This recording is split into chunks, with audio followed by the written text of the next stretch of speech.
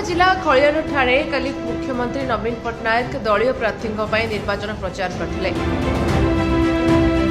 कलाहांडी लोकसभा दलीय प्रार्थी लंबोदर निहाल, खड़ियाल विधानसभा प्रार्थी अधिराज पाणिग्राही, नुआपड़ा विधानसभा प्रार्थी राजेन्द्र ढोलकिया प्रचार करते। मुख्यमंत्री नुआपड़ा जिला खड़ियाल पदमपुर ग्राम निकटस्थ एक पड़िया दलीय प्रार्थी निर्वाचन प्रचार करते।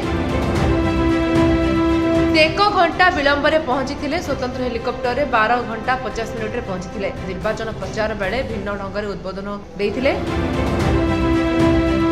विजु स्वास्थ्य बीमा योजना भली मिशन शक्ति योजना, ममता योजना, लक्ष्मी योजना, कालिया योजना, 5T स्कूल, छात्रवृत्ति योजना, मधुबाबू पेंशन योजना भल कि नहीं प्रश्न पचारिथिले।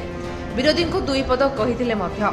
विरोधी दल मिछ कोदिबा बेले कुंभीर कांदण कांदुछि बोली मत व्यक्त करथिले। से ଏହି ନିର୍ବାଚନୀ ସଭାରେ ବିକେ ପାଣ୍ଡିଆନ ଯୋଗ ଦେଇ ସେ ମଧ୍ୟ ସରକାରଙ୍କର ବିଭିନ୍ନ ଜନ କଲ୍ୟାଣ ଯୋଜନା ବିଷୟରେ ଲୋକମାନଙ୍କୁ କହିଥିଲେ। କଳାହାଣ୍ଡି ଲୋକସଭା ଦଳୀୟ ପ୍ରାର୍ଥୀ ଲମ୍ବୋଦର ନିହାଳ, ଖଡିଆଳ ପ୍ରାର୍ଥୀ ଅଧିରାଜ ମୋହନ ପାଣିଗ୍ରାହୀ, नुआपड़ा प्रार्थୀ ରାଜେନ୍ଦ୍ର ଢୋଲକିଆ, ସୁଜିତ କୁମାର ଯୋଗ ଦେଇଥିଲେ। ଖଡିଆଳ ଠାରେ ଆୟୋଜନ ହୋଇଥିବା ନିର୍ବାଚନୀ ସଭା ପ୍ରମାଣିତ କରିଛି ଯେ ଖଡିଆଳ ନିର୍ବାଚନ ମଣ୍ଡଳୀର ଲୋକ ଆଜି 40,000 ରୁ ଉର୍ଦ୍ଧ୍ୱ ଲୋକ ଆସିକି ଯୋଉ ପହଞ୍ଚିଥିଲେ ଏବଂ ମାନ୍ୟବର ମୁଖ୍ୟମନ୍ତ୍ରୀଙ୍କୁ ଆଶୀର୍ବାଦ ଦେଇକରି ଯାଇଛନ୍ତି ଯେ ଏଠି ସାଂସଦ ଏବଂ ବିଧାୟକ ପ୍ରାର୍ଥୀକୁ विपुल संख्यार जितेबे और माननीय मुख्यमंत्री को षष्ठ थर ओडिशार दायित्व देवार आज लोक संकल्प कर मोर आशा विश्वास जे माननीय मुख्यमंत्री ओडिशा दायित्व देवार संगे संगे सारा भारत वर्षर सर्वश्रेष्ठ मुख्यमंत्री हिसाब से परिगणित हे एवं खरियार अंचल जो अधूरा स्वप्न अच्छी आम 2 जन सांसद और विधायक ताको आगामी दिन में पूरा करूँ।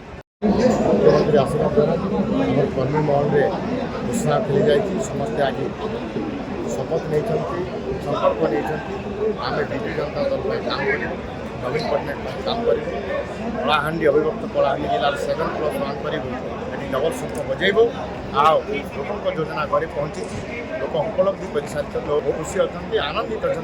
नुआपड़ा जिलूर ओम प्रकाश चौधरी को रिपोर्ट विश्ववाणी लाइव।